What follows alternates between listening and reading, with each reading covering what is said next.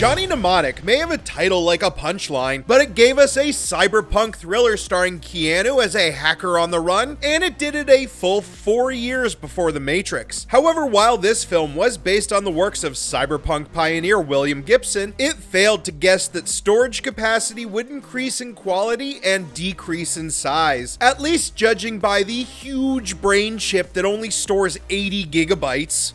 Now for another cyberpunk future, this one in the Ridley Scott cult hit Blade Runner. Set in 2019, this alternate future shows us a world with flying cars, human-looking robots, and even light-up umbrellas. However, while they thought 2019 would have all those things, they failed to predict non-CRT TVs and portable phones. Back to the Future waited till its second installment to give us a glimpse of the future. Unfortunately, it looks pretty 80s. While flat-screen TVs and picture-in-picture did in fact come to pass, we are all still waiting on food rehydrators and double ties to come into fashion. Now for a more cult film that gained attention later in life. Strange Days takes place on the eve of the new millennium, but one that has an illegal device that can record your memories onto an adorable 90s mini disc. Further into the future with another Ridley Scott classic, Alien features a future beyond our own. However, it still includes CRT TV screens, vector-based imaging, and a ship that looks more like a gothic cathedral filled with steam pipes.